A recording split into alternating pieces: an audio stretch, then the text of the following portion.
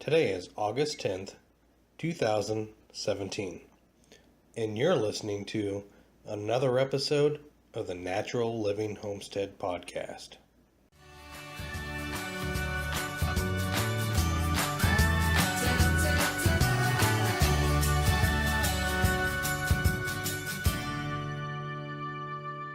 Since our last podcast, we have done videos on finishing up the range and the American Ninja Warrior course, and we worked on the range and the course for the kids as a way to have a place for them to go and have their own little kind of clubhouse and do their own things that we're not so concerned with if they leave things left out.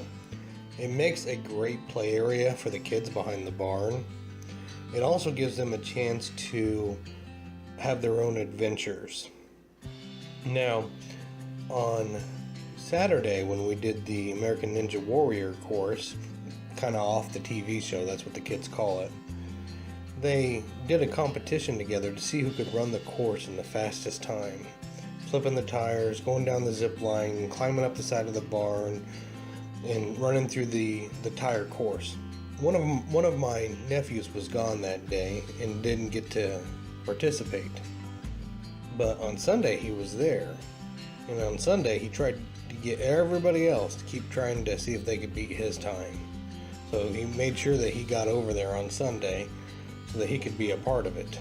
So I know that the kids are enjoying it and getting the use out of that course. There are many other things we need to get done on the homestead, but I felt that this was something that we just needed to get done and over with so that the kids could have some of their own little space that they could just consider to be theirs. Now, on the second floor of the barn, and maybe we'll just have to do a video and podcast on this one day, but they also have a clubhouse up there as well, which also has a basketball court on the second floor of the barn. So, food for thought. We'll get together a video on that in the future. But on Survival Sunday, the kids were at the range playing with the airsoft, and they had padded clothing on, they had goggles on, they had masks on so that they wouldn't get stung too bad.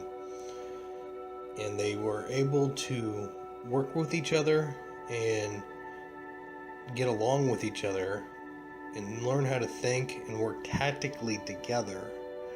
They didn't realize all those things were going on, but that was happening. So on Monday, there was not a video. There was not a video because with the work, with our 9-to-5 jobs and the homestead work, it took everything that we had to give that day. But we were back on Kitchen Tuesday. And Kitchen Tuesday, we made cloud eggs for dinner. That's the first time that I've ever made that for dinner. Kind of neat. But I will tell you, one thing I would do differently is that when putting the yolk back in the egg white, I would put shredded cheese, whether it be mozzarella or pepper jack or cheddar. I would put that on there for the last 3 minutes in the oven. Also, the kids really liked it with ketchup on it, and I tried one with ketchup on it too, and it was really good. And I'm not much of a ketchup fan. I don't eat it on barely anything, maybe some fries every now and again, if that's the only thing available. But generally, I just don't eat much ketchup. So, on Workday Wednesday, we looked at Foxfire and the Appalachian homesteaders of the past. I had no idea what Foxfire was until my father-in-law gave me that book. Foxfire is just absolutely amazing in the fact that it is preserving the heritage of the Appalachian people for everyone to see and to be able to use as a guide for how things could be done in that type of manner, the older affairs of plain living. I was very appreciative to receive that book, very appreciative to learn of the history of what Foxfire is doing. During that video, the public school system got brought up, and I'll elaborate on that subject just a little bit more. So, for just a minute here, humor me. I want you to close your eyes. Now, if you're driving, keep your eyes open. Stay on the road. But just imagine for a moment. Just imagine school systems that competed for your children to go there. There wasn't just one school system for all the children in that area to go to. Now, where our family lives, there is only one. It's District 126. And that is the only choice. There's no church schools, there's no private schools, there's no charter schools, there's nothing. It's all District 126. So living in a small town area like we do, we really only have one choice. Now you could pay a fee and go to another public school down the road to, say, Mason City or across the river over to Lewiston, but it's the same problems over there. But imagine, if you would, for just a minute, that these schools would compete for your children, that they are going to teach your children things that they're going to use for the rest of their lives. It doesn't matter if it's home ec and actual cooking and applying how we actually process this chicken from start to finish, and now we put a real face to the chicken and the food that you're eating. Imagine this, if you will. Kids having a real connection with their food. They're not just going to McDonald's getting chicken nuggets. That in school, they're raising these chickens. They're processing these chickens. They're gathering eggs. They're learning where an egg comes from. They're learning how to find out if an egg is good or bad. Or is it going bad? They learn these things about cleaning the chicken and processing the chicken and cooking the chicken so that they have a touch with reality of where food really comes from. And maybe it's not just chickens. Maybe it's they're growing a garden in school. I understand that there's going to be limited things with having the summertime off that they can do. But why is it that they have to go during the fall to spring? Well, in the past, that traditionally comes from being home to help work in the summertime back when they were needed on the farm. Imagine, if you will, for a minute, children getting to work with straw, work with animals, work with goats, trying to find out what you do with manure and how to make compost. What is it that it takes to make compost? Carbon and nitrogen. And adding that water to it. And if they were doing those things and had more of a touch with what they were doing, not just seeing who can memorize the most facts and figures so that you can regurgitate it during test time, but if they were actually learning these things, and it doesn't have to apply just to homesteading. Maybe there would be a foxfire course that the kids would want to take growing up. They offer a foxfire course, say, in grade school, one again in junior high, and another one in high school. More advanced each time. But imagine for a minute, if you will, if it were involved other things too, say mechanics. There's a lot of things that our children can learn how to do if we just take the time how to show them. When I'm working on the mower or anything there at home, I don't just start the project and forget to grab one of the boys or girls and teach them what I'm doing. Sometimes I will if I'm in a huge hurry. But generally, I take the time to explain to the kids what it is I'm doing and how to do it. What size of wrench I need, and they get to look through the toolbox and see if they can find the wrench, see if they can find the channel locks, learn what tools are, so that when they experience this later in life, it's not the first time trying to grab a wrench and they're trying to do it on their own. Another thing that they don't teach in our public school systems is how to make money.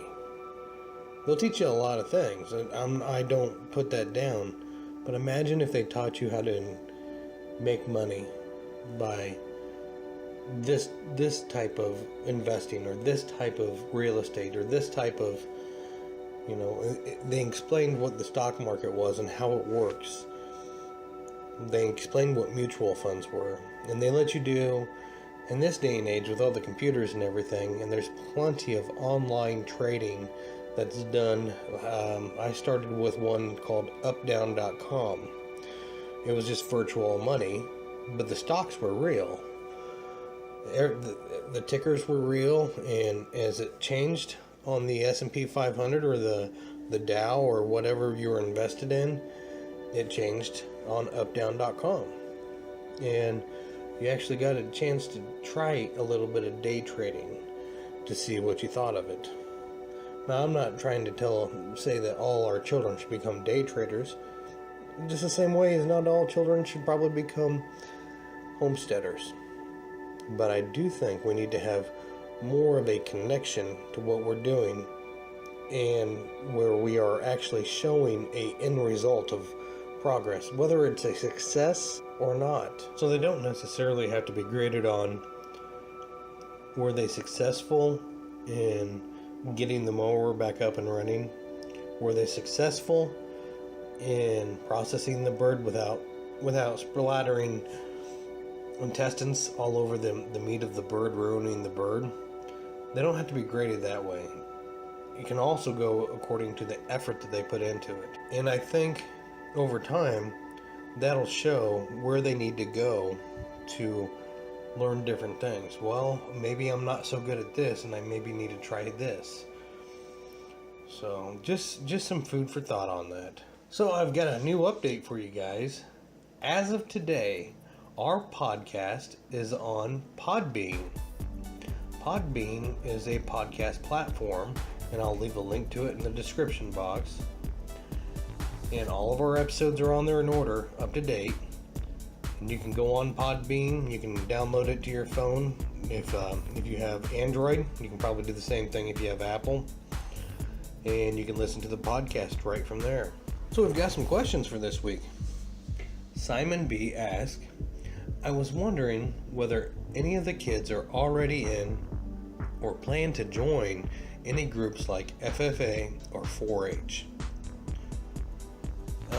The answer to that is yes and no. I think Novi would like to join 4-H at some point in time. They're already doing the work, and they might as well jump into it and grab the ribbons or check out the judging if they would like to do something like that. Don't have any problem with them joining that. I was in FFA growing up when I was in school. And I'm sure Levi probably will be too when he gets there, maybe even the girls. So Simon also asked, do you know whether these support homesteading and permaculture versus traditional farming at all? And if not, are there any modern homesteading equivalents that your kids are interested in? Well, the answer to the first part of the question there is no, they really don't support local homesteading and permaculture. There's some small farmers, small homesteaders like us that participate in it, but generally most of the Mason County 4-H is all the big time farmers in the area that their kids are into doing, say, goats or rabbits or chickens. And are there any modern homesteading equivalents that your kids are interested in? That's a good question, and I think we're going to have to search that one out to find out if there are any other equivalents that would support modern homesteading and permaculture. I have seen a permaculture flyer for the 4-H before, and I think in that aspect it does, but not so much homesteading. But I think we're going to have to definitely do some more research on this topic. Good question, Simon. Thank you very much. We have another question here from Macy T. Macy asks, do you guys sell any of your produce or eggs? The answer there is yes and no. We can we can all the produce that we get, and we do give some away though too. But we're always trying to can. We don't really sell any produce. The eggs, on the other hand, we do sell $2 per dozen for the chicken eggs and $4 per dozen on the duck eggs.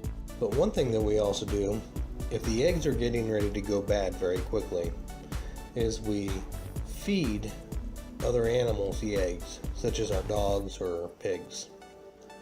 What we'll do is we'll hard boil them or scramble them and add it to their food for some extra protein. So that way we don't have any eggs go to waste, and ideally that's the best situation. Helen with Grace Farms asked, want to know if we homeschool our kids. Helen, great question, especially for today. I'm glad we got this question in time to put it in there, since today's quite a bit about public school system. The answer to that is no. We do not homeschool our kids, even though Nikki was a teacher.